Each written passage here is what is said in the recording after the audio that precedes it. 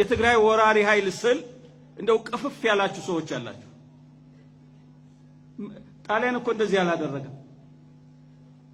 ጣሊያን አገር ውስጥ በአንድ አገር ውስጥ የኖርነ አይመስልም የፈጸሙት ሁኔታ። ይሄ እውነት ፖለቲካ ላይ አንዳንዴ አይን ያወጣም ውሸት ልትዋሽ የምትችልባቸው ነገሮች ይኖራሉ።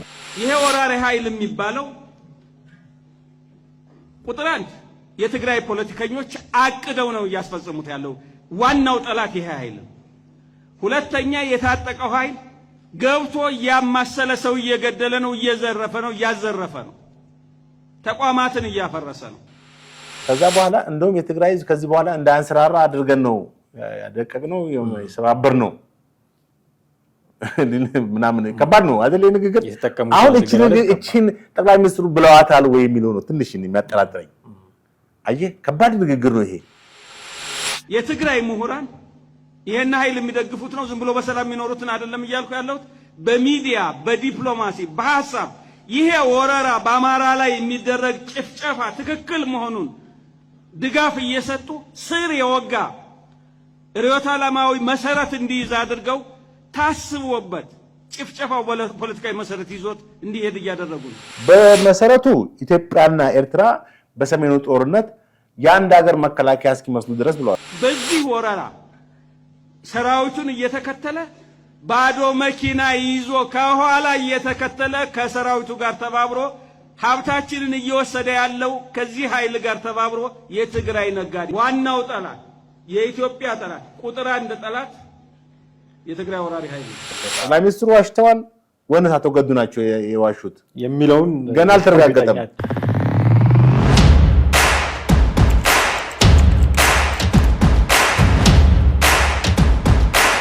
ሰላም ጤና ይስጥልን ውድ ቤተሰቦቻችን እንዴት አላችሁ? ይህ ዘኢትዮጵያ ቻናላችን ነው።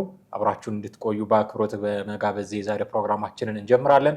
ጥላሁን አክሊሉና ማደገፋ ከእናንተ ጋር ቆይታ እናደርጋለን። ባሳለፍነው ሳምንት ማክሰኞ ዕለት ጠቅላይ ሚኒስትር ዶክተር አብይ አህመድ በምክር ቤት ቆይታቸው ላይ አንድ ነገር ተናግረው ነበረ። ከኤርትራ መንግስት ጋር በተነሳላቸው ጥያቄ ላይ ለኤርትራ መንግስት መልእክተኞችን ልኬ ነበር። ከነዛ መልእክተኞች መካከል አንዱ አቶ ገዱ አንዳርጋቸው ናቸው።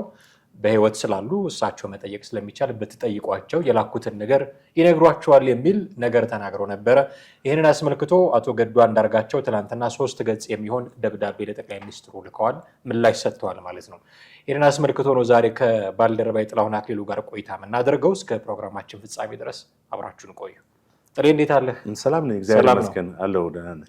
እንግዲህ በመግቢያ ላይ ለማለት እንደሞከርኩት ጠቅላይ ሚኒስትሩ አቶ ገዱ አንዳርጋቸውን ጠቅሰው ወደ ኤርትራ መንግስት መልእክት መላካቸውን፣ መልእክቱም ደግሞ በትግራይ ክልል ውስጥ የኤርትራ ወታደሮች የሚፈጽሙትን ሰብአዊ ጥሰት፣ የሰብአዊ መብት ጥሰት፣ ሰዎች መግደል፣ መዝረፍ የመሳሰሉትን ነገሮች መንግስታቸው እንዲያስቆም ለኢሳያስ አፈወርቂ መልእክት መላካቸውን እና የላኩት ደግሞ ገዱ አንዳርጋቸውን ነው። ለክራቸው ሲሉ ይመሰክራሉ፣ በህይወት ስላሉ እሳቸውን ጠይቁ ብለው ጠቅሰው ተናግረው ነበር። አቶ ገዱ አንዳርጋቸው ትላንትና 3 ገጽ የሚሆን ደብዳቤ ለጠቅላይ ሚኒስትሩ ጽፈዋል። ውስጡ ያሉትን ነገሮች እያነሳን እናወራለን። ግን በጥቅሉ የጠቅላይ ሚኒስትሩን ንግግርና የአቶ ገዱ አንዳርጋቸውን ምላሽ እንዴት አገኘው? እንግዲህ ጠቅላይ ሚኒስትሩ ባለፈው ጥቅምት 26 2018 ፓርላማ ቀርቦ ባቀረቡት ንግግር ውስጥ ስለ ኤርትራ ጉዳይ አስመልክቶ ለተነሳው ጥያቄ ለገዱ አንዳርጋቸው በወቅቱ እሳቸው የውጭ ጉዳይ ሚኒስትር እንደነበሩና በዚህም የትግራይን ህዝብ ላይ የደረሰ ያለው መንገላታት እናንተን የኤርትራ መንግስት እንዲያቆም እንደገና ደግሞ ጦሩን ከዛ እንዲያወጣ የመሳሰሉትን አስመልክተው አቶ ገዱ አንዳርጋቸው መላካቸውን የተናገሩት። በተቃራኒው ግን አቶ ገዱ አንዳርጋቸው ትላንትና በጻፉት ባለ 3 ገጽ የጠቅላይ ሚኒስትሩን ንግግር ሙሉ በሙሉ የሚቃረን ነው።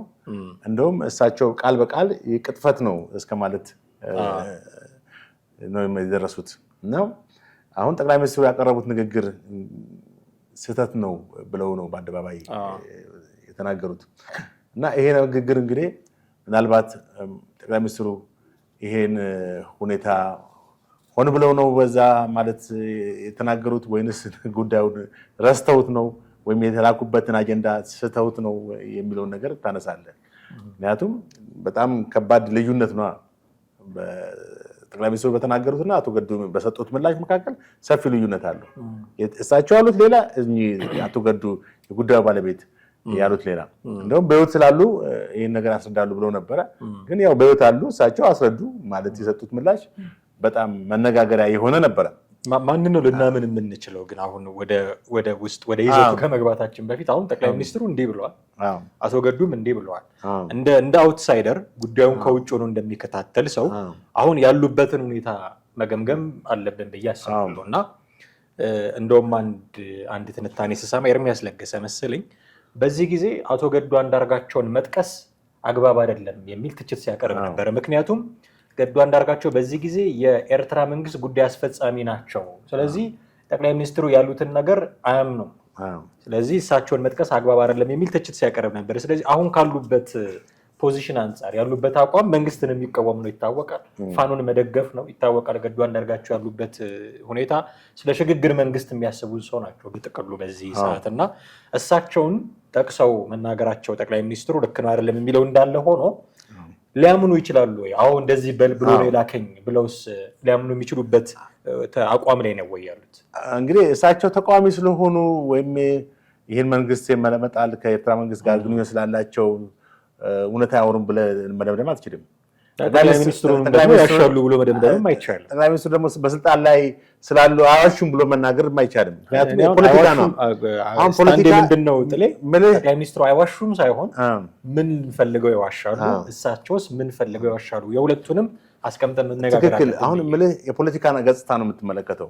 ይሄ ነገር ሌላ የናቹራል ሳይንስ ቢሆን ኖሮ አንድ ሎጂክ አለው፣ አንድ መሰረታዊ የሆነ የሚደረግ ነገር አለው። የተለያዩ ሰዎች ማስተያየት ቢሰጡ በአንድ በሆነ ጭብጥ ላይ ነው የሚስማሙት። ፎርሙላ የለው። ይሄ ፖለቲካ ነው። ፖለቲካ የራሱ ፎርሙላ ቀመርም የለውም። ስፔሻሊ ፖለቲካን ደግሞ ልዩ የሚያደርገው ከናቹራል ከሶሻል ሳይንስ ትምህርት ዘርፎች ውስጥ ሁልጊዜ በፖለቲካ ውስጥ ሉዝ ካደረግ ለአንተም አደጋ ነው የሚያስከትልብህ ማለት። አንደኛ በስልጣን ላይ ያለው አካል በፖለቲካ ንግግርም ሆነ ፖለቲካ ላይ በሚወስዳቸው እርምጃዎች በሚናገራቸው ቃላቶች ሁልጊዜ ጌን ማድረግ ይፈልጋል። ይሄ በየትኛውም አቅጣጫ ያለ ነው። እንኳን በእኛ ባልሰለጠነው በዲሞክራሲ ባልሰለጠና ይቅርና በዲሞክራሲ የዳብሩ አገራት ላይ ራሱ ፖለቲከኞች የሚዋሹበት ሁኔታ ሊኖር ይችላል።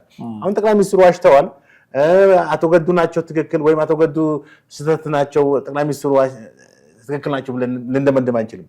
ይሄን በወቅቱ የተላከው መልእክት ምን ነበር የሚለውን ማረጋገጫ ያስፈልጋል። በሌላ አካል ማለት ነው። አብሮ የተላከም አካል አለ አይደለ? ኢቭን ከኤርትራ ወገን በኩል ራሱ ትክክለኛ መረጃ ሊመጣ ይችላል። እሳቸው ለኤርትራ መንግስት የተናገሩት ንግግር አለ። አሁን እዚህ ጋር የምትመለከተው ነገር ምንድን ነው? እንደውም የኤርትራ ጦር ከትግራይ እንዲወጣ የሚለውን አብሬ ላንሳ ብሎ ነበረ። ኖ በጭራሽ ይሄን እንዳትናገራቸው ብለውኛል አለ። ብለዋል አላሉም? እንግዲህ ይሄ ቦታው ላይ ሆነ ካልሰማ እኛ ጠቅላይ ሚኒስትሩ ይሄን አላሉም ውሸታቸው ነው ብለን እዚህ ጋር ልንፈርድ አንችልም። አይ ጠቅላይ ሚኒስትሩ ትክክል ናቸው፣ አቶ ገዱ ናቸው ስህተተኛ ብለን ደግሞ አቶ ገዱ ስልጣን ላይ ስለሌሉ ያ በዛ አቅጣጫ ልናገር አንችልም። በሚዛናዊነት ነው የምንናገረው። አላየንም፣ አልሰማንም። አሁን ያለውን አደባባይ የወጣውን ጠቅላይ ሚኒስትሩ በፓርላማ የተናገሩትን አንደኛ እንደገና ለዚህ ምላሽ የተሰጠውን ነገር ነው የምንመለከተው። ሁኔታዎችን ግን ስትገመግም ከዚህ አንጻር እኮ አሁን አቶ ገዱ አንዳርጋቸው ያሉበት ፖዚሽን ይታወቃል። እሺ፣ ስለዚህ እሳቸውን ጠቅሶ መናገር ጉዳዩ ያልተደረገ ቢሆን ኖሮ አሁን ጠቅላይ ሚኒስትሩ እንዳሉት የላኩት ነገር አቶ ገዱ አንዳርጋቸው እንዳሉት ቢሆን ኖሮ ጠይቋቸው ብለው ደፍረው ይናገሩ ነበር ወይ ጠቅላይ ሚኒስትሩ ራሳቸው የሚል ጥያቄ ማንሳት አለብን። ማለት እንዴት አሁን ምንም ቢናገሩ ገዱ አንዳርጋቸው ከመንግስት ተቃራኒ ነገር እየተናገሩ ያሉበት ወቅት ነው አሁን። ስለዚህ እንደውም ለሳቸው እድል መስጠት ይሆን ነበረ።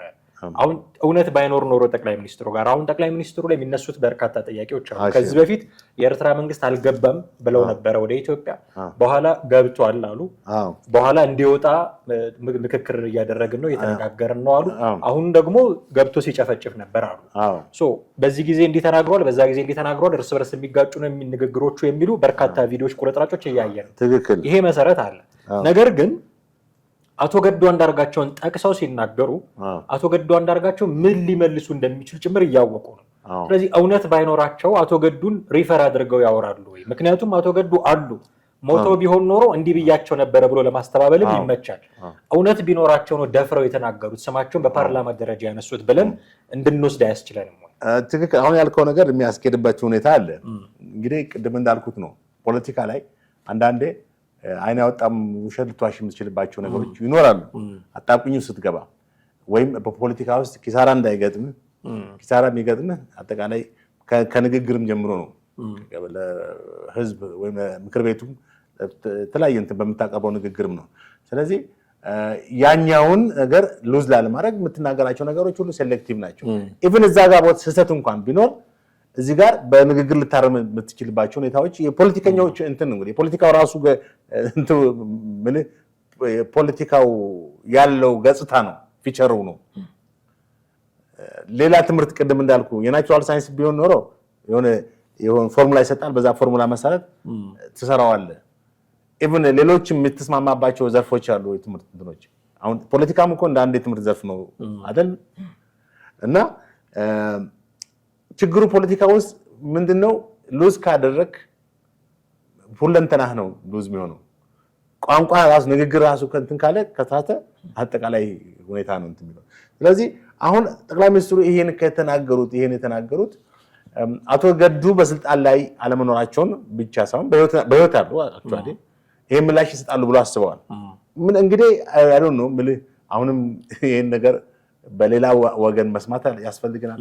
እርግጠኛ ነው ወይንም እሳቸው ያሉት ይሄ ማን ነው ጠቅላይ ሚኒስትሩ የተናገሩ ነው ትክክል ለማለት በሌላ አካል ወይም ኢቭን የኤርትራ መንግስት ራሱ ምላሽ ሊሰጥበት የሚችለው ነገር ነው። ምክንያቱም ሄደው ያቀረቡት አጀንዳ እሳቸው እንዳሉት 3 አጀንዳ ነው አይደል እንትን ያቀረቡት። አንደኛው የኤርትራ ጦር ማለት ድል አድርገናል ነው። ሁለተኛ ዓለም አቀፍ የወያኔ ደጋፊዎች እኛን እየከሰሱ ነው በሰብአዊ መብት አያያዝና ጥንቃቄ ማድረግ ይገባናል የሚል ነው። ሶስተኛ ደግሞ ምንድነው የሚል ብቻ እና ይሄን ነው የተላኩት እንጂ ሌላ ነገር አይደለም። በዚህ አጋጣሚ ግን የኤርትራ ጦር ከትግራይ እንዲወጣ ብዬ ላነሳስል በጭራሽ ብሎኛል። ሌላ የሚያነሱት ነጥብ አለ አቶ ገዱ አንዳርጋቸው ስለ ትግራይ ህዝብ የትግራይን ህዝብ ይቅርታ መጠየቅ አለበት ብለዋል። እንግዲህ ማለት የትግራይን ህዝብ ይቅርታ መጠየቅ የሚለው ከምን አንፃር ነው የሚለው ነገር ታወስደዋል። የትግራይና የኤርትራን ህዝብ እና እሳቸው ማለት የትግራይን ህዝብ በድለዋል ምናምን ብለው ተናገሩና ከዛ በኋላ እንደውም የትግራይ ህዝብ ከዚህ በኋላ እንዳያንሰራራ አድርገን ነው ያደቀቅነው የሰባበር ነው ምናምን ከባድ ነው አይደል ንግግር። አሁን እቺን ጠቅላይ ሚኒስትሩ ብለዋታል ወይ የሚለው ነው ትንሽ የሚያጠራጥረኝ። አየህ ከባድ ንግግር ነው ይሄ። አሁን አቶ ገዱ እቺን ንግግር በእውነት ጠቅላይ ሚኒስትሩ ተናግረዋል ወይ? ይሄ ከተናገሩ ጠቅላይ ሚኒስትሩ ከባድ ነው። ምክንያቱም እንግዲህ አንድ ሀገር መሪ የሚመራውን ህዝብ አድቀቀነዋል እንዳይነሳ አድርገን ሰባብረነዋል የሚል መሪ ካለ ምን ያክል የጥላቻና እንትን እንደሚፈጠር አስብ በዛ ህዝብ ዘንድ። አንድ ሰሞን የብለውኝ ነበር ቻሌንጅ ተጀምሮ ነበር ታስታውሳለህ? ልደቱ የሚወጣና ጠቅላይ ሚኒስትሩ እንዲህ ብለውኝ ነበር ይል ነበር። ጀዋርም ወጥቶ እንደዚህ ከታዬ ደንዳ ነበር የጀመረው። ታዬ ደንዳ ጠቅላይ ሚኒስትሩ እንዲህ ብለውኝ ነበር። አሁን እዚህ ሚዲያ ላይ እንደምናገር የሚያስቸግሩ ነገሮች ምክንያቱም ህዝብ ለህዝብ ሊያጋጩ የሚችሉ ነገሮች ስለሆኑ እንዲህ ብለውኛል የሚሉ ነገሮችን ተናግረው ነበር። የሆነ ጊዜ ትሬንድ ነገር መሰል አሁን ኦልሞስት ቀዝቀዝ ብሏል። ይህንን ነገር እንደገና ነው የቀሰቀሱት አቶ ገዱ አንዳርጋቸው። በዚህ ደብዳቤያቸው አመኑ ነው አስተባበሉ ነው የምንለው። አሁን የተጠየቁት ጥያቄ አንድ ጥያቄ ነው። ኤርትራ መንግስት ጋር ልካቸዋለሁ ነው ያሉት ጠቅላይ ሚኒስትሩ። የላኳቸው ደግሞ ወታደሮቹ እያደረጉት ያሉትን ነገር ትግራይ ክልል ውስጥ እያደረጉ ያሉትን ነገር እንዲያስቆሙልኝ የሚል ነው። አይ እንደሱ አይደለም የተላኩት ጥንቃቄ እናድርግ የሚል መልእክት ነው ይዤ ሄድኩት ነው። አሁን የጥያቄና መልስ ቢሆን ኖሮ እቺ በቂ ነበረች። አቶ ገዱ አንዳርጋቸው ግን ጉዳዩን አሰፉትና በግል ቁጭ ብለን እንዲህ ብለውኛል፣ በስብሰባ ወቅት ይሄን ሐሳብ ሳነሳ አበረታተውኝ፣ በግሌ ሲያገኙኝ ደግሞ እንዲህ አሉኝ የሚሉ ሌሎች ተያያዥ ነገሮችንም አመጡ እና አመኑ ነው አስተባበሉ ነው የሚባል ትክክል።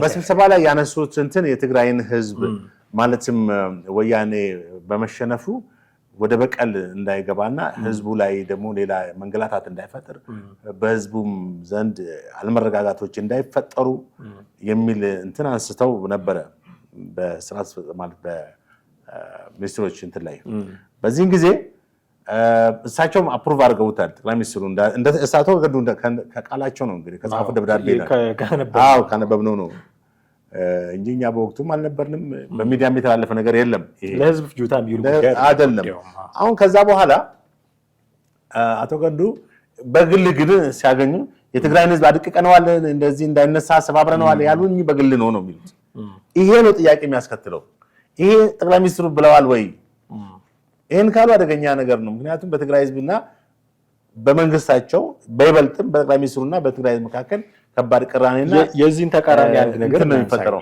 ጥሌ በቅርቡ አቶ ጌታቸው ረዳ ሲናገሩ ነበር እኔና ጻድቃን ጠቅላይ ሚኒስትሩ ጋር ገብተን ለምንድን ነው ህወሓት ላይ እርምጃ የማትወስደው ብለን ስንለው እንዴ ገበሬ እኮ ነው የትግራይ ህዝብ ይረስ እንጂ አትሊስት አርሶ እንኳን የሚበላበትን ጊዜ እንስጠው የሚል ነገር ነገሩኝ ይላል አሁን ይሄኛውን የጠቅላይ ሚኒስትሩን ፐርሰናሊቲ ሰጣይ ለትግራይ ህዝብ የሚያስብ ፐርሰናሊቲ ያላቸው ገዱ አንዳርጋቸው የተናገሩትን ስታይ ደግሞ ሌላ አሁን ሁለት ፐርሰናሊቲ ነው ሊሆን እንግዲህ ገለጹት አስ ጀነራል ቅድም እንዳልኩት በፖለቲካ ውስጥ ማለት ማስመሰል ሃይፖክራቲክ እና ውሸቶች ይፈጠራሉ ግን እንደዚህ የጎላ የአንድን ማህበረሰብ ወይ አንድን አካባቢን ህዝብ በጅምላ የመጥላት ሁኔታ በጠቅላይ ሚኒስትሩ ዘንድ እንደዚህ አይነት ሪፍሌክት የሚደረግ ሐሳብ አለ አላስብም እኔ አቶ ገዱ ማምነው ከጻፉ ደብዳቤ ውስጥ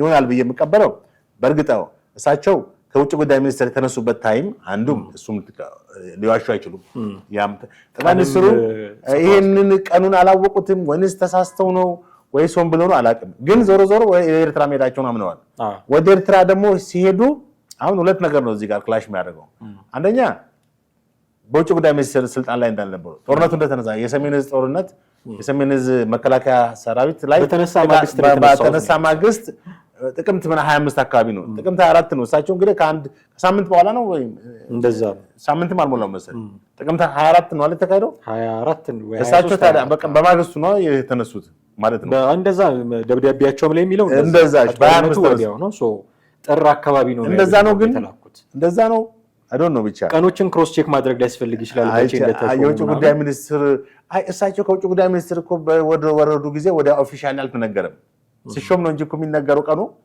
ተወርዷል ተብሎ እኮ አንድ ሰው ላይነገር ይችላል አቶ ደመቀ መኮንን የተሾሙት ከሳቸው በኋላ ነውና እሳቸው የተሾሙበትን ቀን አምጥቶ ክሮስ ቼክ ማድረግ ሊያስፈልግ ይችላል ግን ጉዳዩ አሁን ጉዳዩ የውጭ ጉዳይ ሚኒስትር ዝም ብሎም ተደርጎ የሚሰራበት ሁኔታም አለ ኢትዮጵያ ውስጥ ምን አሁን ጉዳዩ የእሳቸው የውጭ ጉዳይ ሚኒስትር የሆኑበት ያልሆኑበት ሳይሆን ይዘውት የሄዱት ጉዳይ ሪሊ ጠቅላይ ሚኒስትሩ አሁን በየውጭ ጉዳይ ሚኒስትር ያሉ ነው አቶ ገዱን የላኩት ነው መስሏቸው ሊሆን ይችላል ተሳስተው ነው እንበል ወይም መስሏቸው ነው እንበልና ጠቅላይ ሚኒስትር አብይ ግን ዋናው ይሄ ሳይሆን ይሄ በስተት ሊፈጠር ይችላል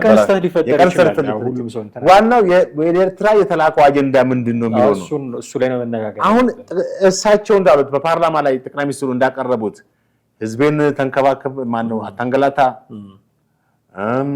እንደገና ደግሞ የኤርትራ ጦር ለቆ እንዲወጣ ነው አው ማለት የእናንተ ወታደሮች እንዲህ አይነት ነገር እያደረጉ ስለሆነ ለቆ እንዲወጣ አው ማስቆም መቻል አለበት አሁን አቶ ገዱ ያቀረቡት ደግሞ ተቃራኒ ለቆ እንዲወጣ እንዳትለው ጥንቃቄ ይልቅ ማድረግ አለብን ብለህ እንዳትን ኤርትራ መንግስት ጥንቃቄ ጥያቄዎች እየመጡብን ስለሆነ ጥንቃቄ ማድረግ አለብን ይሄ ከባድ ልዩነት እኮ ነው የትርጉም አሰጣጥ ልዩነት ይሁን ብዬ እኔ አሁን ኖ የትርጉም አሰጣጥ አይደለም ይሄ አሁን ጠቅላይ ሚኒስትሩ ግልጽ የሆነ የሐሳብ ልዩነት ነው የአመለካከት ልዩነት ነው ለምን በጣም ግልጽ ነው ግን ምን መሰለህ አቶ ገዱ አንዳርጋቸው አባባል የኤርትራ ሰራዊት እኮ እንዲወጣ አልፈለጉም ማለት ነው አየህ ጠቅላይ ሚኒስትሩ የኤርትራ ሰራዊት ምናልባት አንድ ጊዜ የተናገሩትን ግን እዚህ ጋር ለጥቀስ ጠቅላይ ሚኒስትር አብይ በፓርላማ ላይ በወቅቱ የነበረው ወያኔ እንትኑናለች ዱቄቱናለች ባሉ ጊዜ ኤርትራ ሲተኮስበት መጀመሪያ አልገባም ብለው ነበር አይደለ እኛ አሁን ገሌን ብሌም ለማድረግ ገሌን እንትን ለማድረግ ሳይሆን ያለውን ፋክት ነው ራሱን ለመከላከል ነው።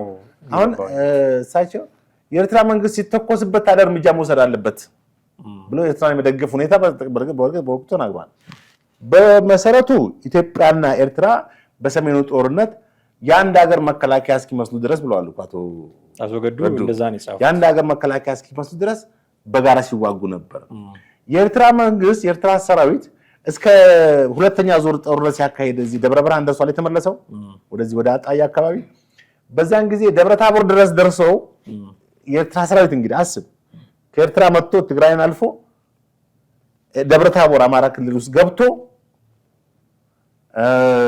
ሲዋጋ ከማጋ ሲዋጋ ነበር። ከኢትዮጵያ መንግስት ጎን ሆኖ ወያኔን ሲዋጋ እንደነበረ ነው የነበራቸው። ኢትዮጵያና ኤርትራ የነበራቸው ግንኙነትም በጣም ከባድ ወዳጅነት ነው። እንግዲህ ችግሩ የተፈጠረው በፕሪቶሪያ ስምምነት ነው። ይሄንን መጣበታለን። የፕሪቶሪያ ስምምነት የሰጡት አስተያየት ላይ ደግሞ በጣም ትልቅ ጥያቄ ምልክት አለኝ አቶ ገዱ ላይ። አሁን ይሄኛው ነጥብ ስንመለከተው አቶ ገዱ አንድም ራሳቸውን ለመከላከል ነው። ራሳቸውን ለመከላከል በሚያደርጉት ነገር ዋሽተዋል ወይንስ ተቃዋሚ ስለሆኑ የተሳሳተ ጠቅላይ ሚኒስትሩ ያላሉትን ነገር ጨምረው ተናግረዋል ወይ? ያሉትን ትተው ያላሉትን ነገር ነው ሲጨምሩ የሚለው ነገር እሱ በጠቅላይ ሚኒስትሩና በትግራይ ህዝብ መካከል የሆነ ነገር ለማስቀመጥ የፈለጉ ይመስላል አቶ ገዱ አንዳርጋቸው። እውነታው ይሄ ነው። ምናልባት ኤዲተራችን አንድ ቪዲዮ ያሳይልናል የአቶ ገዱ አንዳርጋቸውን። የትግራይ ወራሪ ኃይል ስል እንደው ቅፍፍ ያላችሁ ሰዎች አላችሁ። ጣሊያን እኮ እንደዚህ አላደረገም። ጣሊያን አገር ውስጥ በአንድ አገር ውስጥ የኖርነ አይመስልም የፈጸሙት ሁኔታ። ይሄ እውነት ነው። ይሄ ወራሪ ኃይል የሚባለው ቁጥር አንድ የትግራይ ፖለቲከኞች አቅደው ነው እያስፈጸሙት ያለው። ዋናው ጠላት ይሄ ኃይል። ሁለተኛ የታጠቀው ኃይል ገብቶ እያማሰለ ሰው እየገደለ ነው፣ እየዘረፈ ነው፣ እያዘረፈ ነው፣ ተቋማትን እያፈረሰ ነው። ሶስተኛ የትግራይ ምሁራን ይሄን ኃይል የሚደግፉት ነው፣ ዝም ብሎ በሰላም የሚኖሩትን አይደለም እያልኩ ያለሁት። በሚዲያ በዲፕሎማሲ በሐሳብ ይሄ ወረራ በአማራ ላይ የሚደረግ ጭፍጨፋ ትክክል መሆኑን ድጋፍ እየሰጡ ስር የወጋ ርዕዮተ ዓለማዊ መሰረት እንዲይዝ አድርገው ታስቦበት ጭፍጨፋው ፖለቲካዊ መሰረት ይዞት እንዲሄድ እያደረጉ ነው። አራተኛው በዚህ ወረራ ሰራዊቱን እየተከተለ ባዶ መኪና ይዞ ከኋላ እየተከተለ ከሰራዊቱ ጋር ተባብሮ ሀብታችንን እየወሰደ ያለው ከዚህ ኃይል ጋር ተባብሮ የትግራይ ነጋዴ ዋናው ጠላት የኢትዮጵያ ጠላት ቁጥር አንድ ጠላት የትግራይ ወራሪ ኃይል ነው። ቁጥር 2 ቁጥር 3 ቁጥር 4 አሉ አይደል? ቁጥር አንድ ሲጠፋ እነሱ ይዳከማሉ፣ የቀሩትን በቀላሉ እንትን ይላሉ። እዚህ ቪዲዮ ላይ ምንድነው ያሉት እሳቸው? የሰሜኑ ጦርነት ወቅት የተናገሩት ንግግር ነው። የትግራይ ወራሪ ኃይል ስል የቀፈፋችኋላችሁ ግን እንደዛ ነው ብለው ይከፋፍሉት ነበር። አንደኛ ተጠያቂ የፖለቲካ ልሂቁ፣ ሁለተኛ ምሁሩ፣ ሶስተኛው የትግራይ ነጋዴ እያሉ ያንን ሁሉ ነገር ይናገሩ ነበር። እንደዛ ይሉ የነበሩ ሰው አቶ ገዱ አንዳርጋቸው ግንባር ሄደው ያስተባብሩ የነበሩ ሰው አሁን ለትግራይ ህዝብ ተቆርቋሪ ሆኖ መምጣታቸው የሚያስገርም ነገር ነው የሚል የመልስ ምት ነው እየተሰጣቸው ነው። በእርግጥ ጠቅላይ ሚኒስትሩ መልስ ምናልባት ይሰጡ ይሆናል አይሆን አናውቅም። አይ እሳቸው እኮ ያሉበት ቦታ እንደዚህ እንዲዋሹ ያስገደዳቸዋል ምናምን ሊሉ ይችላሉ ጠቅላይ ሚኒስትሩ አናውቅም። ሌሎች ሰዎችም ከሚሰጧቸው ትንታኔዎች እና አሁን ደግሞ ቪዲዮዎችን ወደኋላ መለስ ብለን ስናያቸው እዛ ጦርነት ላይ አቶ ገዱ ራሳቸው የነበራቸው አቋም አሁን እሳቸው ጠቅላይ ሚኒስትሩን ከሚከሱበት የተለየ ነበረ ወይ የሚል ጥያቄ ተያይዞ እንድናነሳ ያደርገናል። ምክንያቱም የፖለቲካ ሊቁን ወቅሰዋል፣ ምሁሩን ወቅሰዋል፣ ነጋዴውን ሁሉ ወቅሰዋል እና እንደውም ለምንድነው ወያኔ የማትለው የትግራይ ወራሪ ኃይል ለምን ትላለህ ሲሉ ጣሊያን ከዚህ የባሰ ምን አደረገ ብለው ሁሉ ነው ያንን ጦርነት ያመሳሰሉት። ስለዚህ እሳቸውም ምናልባት ይቅርታ ይጠይቁ ምናምን ሲሉ እሳቸው የት ሆነው ነው አሁን ሌላውን ሰው ይቅርታ እንዲጠይቁ? ይሄም ራሱ እንግዲህ እሳቸው ከዛ መንግስት አሁን ካለው ስልጣን ላይ ስለወጡም ለውጭ ጉዳይ ሚኒስትር ብቻም ሳይሆን አጠቃላይ ከብልጽግናም ወጥተዋል። ከውጭ ጉዳይ ወጥተው ሌላ ቦታ አልገቡም። ምናልባት የስልጣን ሽግሽግ ወይም መተካካትም ውስጥም አይሉበትም። ኮምፕሊትሊ ወጣ። መውጣት ብቻም ሳይሆን ተቃዋሚም ሆነዋል። ተቃዋሚም ብቻ ከተቃዋሚ ኤክስትሪም የሆነ ወደ ኤርትራ መንግስት ጋር ብረት ትግል የሚያደርጉ ሰዎችን የሚደግፉ ሆነዋል። አሁን ያቶ ገዱን አንዳርጋቸውን እንግዲህ አሁን ባሉበት ቁመና ላይ ያላቸውን ቁመና ማለት ፖለቲካዊ ቁመና አይተ የተናገሩት ነገር በዛ አውድ ውስጥ መመዘኑ አንድ ነገር ነው። ግን በዛ አውድ ስላሉ ደግሞ በዛ ፖለቲካ አመለካከት ስላሉ ደግሞ ስህተት ነው የተናገሩት ብለህ ማለትም አንችልም። አሁን ቅድም እንደተባባል ነው ይሄን ነገር በሌላ አካል ማረጋገጥ በነበረበት ሰው በዛ ቦታ ላይ በነበረው አብራቸው ወይ የሰነድ ማስረጃዎች ካሉ የሰነድ ማስረጃዎች ቅጂ ካለ ደብዳቤ አሁን እሳቸው ከተናገሩት ሶስተኛው የተላኩበት እንትን የኢትዮጵያ መከላከያ ሰሜን ዕዙ እንግዲህ በኤርትራ በትግራይ ጥቃት ደርሶበት ወያኔ ከዛ በኋላ ሸሽቶ ግማሹ ወደ ኤርትራ ገብቷል አይደለም። ኤርትራ የገባውን ተንከባክበው እንደገና አሰልፈው ወደ ለውጊያ አጥም ብለዋል ኤርትራውያን። በዚህም ምስጋናቸውን አቀርበዋል ጠቅላይ ሚኒስትሩ። ይሄንንም አንዱ ከተላኩበት ፖይንቶች አንዱ ነው። አንደኛው ድል ማድረጋቸውን አቶ ገዱ እንዳሉት እንግዲህ ጠቅላይ ሚኒስትሩ የላኩኝ ይሄ ነው እንጂ እሳቸው እንዳሉት የትግራይን ህዝብን ተንከባከብልኝ ማነው አታንገላታ ጦርን አውጣ የሚል ምንም አይነት ሴንስ ያለው ማለት በዛ መንገድ አይደለም። ከዛ ይልቅ እንትን ያሉት ሶስቱ ቅድም ያልኩትን አሁን ያልኩትና ቅድም የጠቀስኩትን ሁለቱን ነው። ይሄም እንግዲህ በሁለቱ መካከል ጠቅላይ ሚኒስትሩ አቶ ገዱ በተናገሩትና ጠቅላይ ሚኒስትሩ ተናገር ያለው ባሉት መካከል በፓርላማ ላይ በጣም ሰፊ ልዩነት አለ። እዚህ ጋር ሌላም እናነሳው ነጥብ አለ። በመጀመሪያ እስከ እንግዲህ የሁለቱ መንግስታት ግንኙነት እስከ ፕሪቶሪያው ስምምነት ድረስ እጅና ጓንት እንደነበሩ ወይም ሁለቱም የአንድ ሀገር መንግስት እስኪመስሉ ድረስ የአንድ ሀገር መከላከያ ያላቸው እስኪመስሉ ድረስ በጋራ ተዋግተዋል። እስከ ደብረ ታቦርም ድረስ መጥቶ የኤርትራ መንግስት የመከላከያ ኢትዮጵያን መከላከያ ድጋፍ አድርጓል በሚል ነው የሰጡት። ኦፍ ኮርስ እሱ ልክ ነው። ግን እዚህ ጋር በሁለቱ መካከል ቅራኔ ስለተነሳበት ሁኔታ የሰጡት ሀሳብ የማይዋጥልኝ ሆኖ አግኝቼዋለሁ። ፕሪቶሪያን ያነሱበት አዎ ኖ እስከ ፕሪቶሪያው እሱማ ልክ ነው። ከዛ በኋላ ነው ያየነው ግጭቱ። አዎ ነገር ግን የፕሪቶሪያውን ልዩነት የፕሪቶሪያውን ሁኔታን አነሱና እዚህ ጋር የኤርትራ አዛዦችን የኢትዮጵያ መንግስት ለኢትዮጵያ መከላከያ አዛዦች ስልጣንን ሲሰጥ ለምሳሌ ብርሃኑ ጁላ ጀነራል ወታደራዊ ሹመት ሲሰጥ እሱ ብቻ ነው የቀረባቸው ኤርትራዎች ያሉበት ማርሻል ፊልድ ማርሻል ሲባል አዎ ይሄ ለምሳሌ ጀነራል ሲባል ሌሎችም አዎ በቃ ትላልቅ እንትን ማድረግ ሲሰጥ ከታች ያሉት ለምሳሌ ኮሎኔሎችም ወደ ጀነራል ወደ ምናምን አድርገዋል አይደል? እና ይሄ ኤርትራን አለማካተቱ ትንሽ አበሳጭቷል። እንዴ አቶ ገዱ ይሄን ሲጽፉ ምንድነው የኢትዮጵያ መንግስት ነው እንደ ኤርትራ ጀነራሎች የኤርትራ አዛዦች ጀነራልነት ማድረግ የሚሰጠው?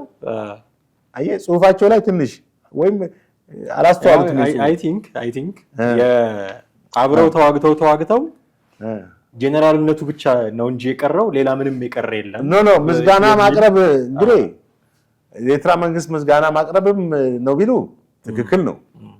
ሹመቱ አለማካተቱ ያሉ አልመሰለኝም። አለማካተቱ ነው የሚለው የኤርትራ አለማካተቱ ካልሆነ በስተቀር ሌላ የቀረ ነገር የላቸውም። አብረው ነው የተዋጉት ነው ይሰጣቸው የሚል ኢንሲስት እያደረጉ ሳይሆን የግንኙነታቸውን መጠን ለመግለጽ የተጠቀሙበት አገላለጽ መሰለኝ። ሹመት ብቻ ነው ግን ሪያሊቲው ብዙ ጊዜ እንደሚነገረው ያ ሳይሆን እሳቸው የኤርትራ መንግስት ነው አሁን የኢትዮጵያ መንግስት ጀነራል ቢላቸው የእንትኖች ፊልድ ማርሻል ቢላቸው ይቀበላሉ እንዴ? እሱም የኤርትራ የጦር አዛዦች ይቀበላሉ እንዴ? የኢትዮጵያ መንግስት ፊልድ ማርሻል ወላ ማርሻል ወላ ሜጀር ጀነራል ቢላቸው አይቀበሉም። ሌላ ሀገር እንትን ነው አይደለም። አዎ ነው እንግዲህ ዓለም አቀፍ ወታደራዊ እንደዚህ ሀገር ይሰጥ አንዱ ሀገር ሌላ ሀገር ሊሰጥ አይችልም። የሚሰጠው የራሱ ሜዳሊያ ይኖራል፣ የክብር ሽልማት ይኖራል እንጂ ማዕረግ በጭራሽ ሊሰጥ አይችልም። ምክንያቱም ተሰምቶም ታይቶም አይታወቅም። እዚህ ጋር እንደገና ሌላም የጠቀሱት ሐሳብ አለ። የጠቅላይ ሚኒስትሩን ያው የትግራይን ህዝብ ጥላቻ አስመልክቶ ቅድም ያነሳ ነው ማለት ነው። በዛ መልክ ይጠላሉ ወይ የሚለው ነው እና ሁለቱ በጣም ምንም ያልተዋጠልኝ ነው። እንግዲህ እሳቸው የተናገሩት እንትን እርሶ ፊት አውራሪ ነበሩ በሚል ነው። እሳቸው ፊት አውራሪ ቢሆኑም አቶ ገዱም ምንድናቸው አብሮ ነበሩ፣ ከተጠያቂነት አያመልጡም። ግን አሁን በዚህ ነጥብ ላይ ምንድነው ማን የትኛው ነው ትክክል እኛ የሚለውን ነው ማወቅ የሚያስፈልገው። ያኔ የነበረው ውጥንቅጥ ውስጥ አንዱ ለብቻ ተመስጋኝ ሌላኛው ለብቻ ተወቃሽ የሚሆንበት ብዙ ነገሮች ያሉ ያልመሰለኝ። እኔ ግን ማንሳት ያለብን እንዲህ አይነት የቃላት ምልልስ አሁን ይጠቅማሉ የሚል ነገር ማንሳት ያለብን ይመስለኛል። ጠቅላይ ሚኒስትሩ እሳቸውን ጠይቁ ብለው መጥቀሳቸው እንጂም ደግሞ ወጥተው እንዲህ ነው የተባልኩት እንደዛ አይደለም እንደውም ጠቅላይ ሚኒስትሩ እኮ ለብቻ እንዲህ ብለውኛል የሚሉ የቃላት ምልልሶች ያኗኑረናል ወይ? ይሄ እንደው በፖለቲካ ጥርሳቸውን እንደነቀሉ ሰዎች አገርን እንደመሩ ሰዎች ትልልቅ ስልጣን ነው። አሁን ጠቅላይ ሚኒስትር አብይ አህመድ ማለት የኢትዮጵያ ቁንጮ ስልጣን ነው። ገዱ አንዳርጋቸውም የክልል ፕሬዝዳንት ነበሩ፣ የውጭ ጉዳይ ሚኒስትር ነበሩ፣ የራሳቸው ጠቅላይ ሚኒስትሩ የደህንነት አማካሪ ነበሩ። በጣም ትልልቅ ስልጣን ላይ የነበሩ ሰዎች ናቸው። በዚህ የሚያክል የስልጣን ቦታ ላይ የነበሩ ሰዎች ፖለቲካን በደንብ እናውቃለን ብለው ሀገር መምራት ድረስ ደረጃ የደረሱ ሰዎች እንዲህ አይነት የቃላት ምልልስ ይጠቅማሉ ለሀገር? እሱ ይጠቅማሉ? በእንዲህ አይነት በአደባባይ ነው ደግሞ እንደው ለብቻቸው ቁጭ ላይ ያወሩት ነገር አይደለም እና በአደባባይ እንዲህ በቃላት መመላለስ ምን ይጠቅመናል? በሁለቱም በኩል ስትመለከት በፖለቲካ ውስጥ ጌን የማድረግ ወይም የህዝብን ስሜት የመግዛት ሁኔታም አንዱ ራሱን የቻለ ሁኔታ ነው። እውነት ነው ውሸት ነው የሚለው ነገር እንዳለ ሆኖ የትኛው ነው እውነት የትኛው ነው ስህተት ማለት ትክክለኛው የትኛው ነው ትክክል ያልሆነ የትኛው ነው የሚለውን እንዳለው ነው። ግን ሁልጊዜ በፖለቲካ ውስጥ ከህጋዊ ነገሮች ባልተናነሰ ሞራላዊ ነገሮችም ራሳቸው ፋይዳ አላቸው። በአንድ ፖለቲካ አውድ ውስጥ ህግ ባይጠይቅ እንኳን የሞራል ጥያቄዎች ይመጣሉ። ከሞራል አንጻር ለምሳሌ አንድ ሰው በመዋሸቱ በህግ ላይጠይቅ ይችላል። ማለት ዝም ብለህ ኮሚኒኬት ስታደርግ ምሳሌ የሆነ ነገር በዋሽንም የሚጠይቀኝ እንትን የለም። ኖርማሊ በዚህ አይነት መድረክ ላይ ሳይሆን በቀን በተረት ኑሮ በዳሎች ጋር ተሰጥቷሽ ለምሳሌ ይሄን ሸሚዝ በ3000 ብር ነው ይሄን ቲሸርት ገዛው ብዬም በ300 ብር ገዝታ በ3000 ብትል መጥቶ የሚቀጣ ህግ የሚጠቀጣኝ የሞራል ህግ ነው ያለው። የሞራሊቲ የሚባለው ማለት ነው። የሞራሊቲ ደግሞ ሞራል ኤቲክስ ነው። የሞራል ሴቶች ናቸው። መዋሸትን የግብረ ገብነት ሁኔታዎችን የያዘ ነው። እነዚህ ነገሮች ምንድነው ፋይዳቸው ካልክ ሰዎች በጤናማ ግንኙነት እንዲሆናቸው ውስጣቸው በሰላማዊና ፖዚቲቭ በሆነ መንገድ ኮሚኒኬት እንዲያደርጉ የሚያደርግ ነው። መተማመንን የሚፈጥር ነው። ዛሬ 3000 ብር ነው የገዛሁት አልኩ ይሄን ቲሸርት በቃ ነገም ዛሬ መዋሸቴን አየህ ሄደህ ጠይቀህ በቦታው ስንት እንደገዛው አረጋገጥ። ባይዘው 300 ደግሞ አይደለም ቤት ለምሳሌው ብዬ 3000 ሳል 300 ለምሳሌው አወርድከው ባንዴ አሁን እንደዚህ ብለህ የሰማህ ሰው በሚቀጥለው ቀን እውነትህን ብትነግረው መተማመን አይኖርም። አየህ ይሄ እንግዲህ በሶሻል ጉዳይ ነው። በፖለቲካ ሁኔታ ላይ ስፔሻሊ ደግሞ በሀገር ጉዳይ ላይ የፖለቲካን ገጽታን የሚሸራረፍና የሚያበላሽ ነው። በተለይ አንድ መሪ መዋሸቱ ከታረጋገጠ ዛሶል በቃ የሰው የሚናገረው ነገር ዋጋ የለውም በህዝብ ዘንድ እንትን አይደለም። ፖለቲከኞች ሁሉ ጊዜ ትሩዝ ነው መናገር ያለባቸው፣ ሁሉ ጊዜ እውነትን መናገር አለ አይደል እንዴ? እኛም ሀገር አባባል አለ የመሸበት እውነትን ተናግሮ የመሸበት ማደር ይሻላል አይደል? የእውነት ቫልዩ ትልቅ ነገር ነው እና በሰለጠነ መንገድ መመራትን ወይም ግጭቶችና እነዚህ አለመግባባቶች የሚቀረፉት በውሸት ፕሮፓጋንዳ አይደለም፣ በማስመሰል ፕሮፓጋንዳ አይደለም፣ ህዝብ ስላጨበጨበ አይደለም። አሁን አንዳንዴ ፖፑሊስት የሚባል የፖለቲካ ዘርፍ አለ። ፖፑሊስት ብዙ ህዝበኝነት ይለዋል አማርኛው። ህዝብ በቃ የህዝብ ድጋፍ ነው ያለው ውስጥ ግን ምንም የሰጠውን ፕሮሚስ ለህዝብ የገባውን ቃል ሁሉ የምትፈጽም ሰው አይደለም እና የህዝበኝነት ስሜት ውስጥ ያስገባ መሆን የለበትም። ግጭቶችን በሰላማዊና በተረጋጋ ወይም በሰከነ መንገድ ለመፍታት ሁሉ ጊዜ እውነት ከራሴ ጋር መሆን አለበት። ቅድም እንዳልኩት የሞራሊቲ ወይ የሞራል ጥያቄዎችን መመለስ መቻል አለብህ። ሞራሊቲ በውስጥ ከሌለ አንተ የሚያስረ ነገር ብቻ ህግን ብቻ የምትከተል ከሆነ ማለትም ህግ ራሱን የቻለ አንድ ተቋም ነው። ሞራል ደግሞ የሞራል ተቋም ወይም የሞራል ዩኒቨርሲቲ የሚባል ነገር የለም። ሞራል አብሮህ የሚኖር ነገር ነው። ሰዎችን እርስ በርስ የሚያስተሳሰር ነው። አንዱን ማህበረሰብ በንግድ ውስጥ ሞራል ጉዳይ አለ። ለምሳሌ ሸቀጦችን ስትሸጥ ዝም ብሎ የሌለ ዋጋ ቆልለው የሚሸጡ ሰዎች አሉ። የምንድነው የሞራል ጉዳይ? የማጭበርበር ጉዳይ እኮ ራሱ የማዋሸት ጉዳይ አንድ የሞራል ጉዳይ ነው። ግብረ ገብነት እና እንደዚህ አይነት ነገሮች ትልቅ የሞራል ጉዳይ ነው። አሁን አቶ ገዱ ስንመጣ አቶ ገዱ እውነት የተላኩበት መንገድ ጠቅላይ ሚኒስትሩ ያሉት ነገር ሆኖ ያወቁ ራሳቸው ማለት ነው። ቆይ ይሄን ሰውዬ ላሳጣው፣ ይሄን ጠቅላይ ሚኒስትር አደባባይ ላስጣው በሚል ደግሞ ተቃዋሚ ስለሆኑም በዛ ጌን ለማድረግ ከሆነ ትልቅ የሞራል ጥሰት አለባቸው። የሞራሊቲ ፌለሪቲ ውስጥ ናቸው ያሉት ማለት ነው። እሳቸው ለስልጣን ቢመጡ ምንም ጥቅም የለውም። ምክንያቱም በተቃዋሚነት አሁን ባሉበት ደረጃም እየዋሹ ነው። ወደ ስልጣን ሲመጡ ደግሞ የበለጠ ይዋሻሉ። አጠቃላይ የሞራሊቲ ጉዳይ ነው። ሞራሊቲ ፌል ካደረገ ብዙ ነገር ነው የሚያደርገው። መውጫ እንዲሆነን ግን አንድ ነገር አንስተን ብናበቃ ይሄንን ደስ ይለኛል። ለአቶ ገዱ አንዳርጋቸው ምላሽ ከሰጡ በኋላ ጉዳዩን ሌሎች ሰዎች የያዙበት መንገድስ ጥሩ ነው ወይ የሚል አሁን አስገቡላቸው፣ አቶ ገዱ አንዳርጋቸው ለጠቅላይ ሚኒስትሩ አስገቡላቸው፣ በጥፊ ያጮሏቸው ምናምን የሚሉ የፖለቲካችንን የማይመጥኑ ቃላት እየተጠቀሙ የሁለቱን ሰዎች ንግግር ይዘቱ ላይ ከማውራት ይልቅ አሁን እኛ ያወራ ነው ይዘቱ ላይ ዋሽተዋል አልዋሹም እንዲያደርገው ቢሆኑ ከዚህ በፊት ምን ብለው ነበር የሚሉ ጉዳዮችን አንስተናል።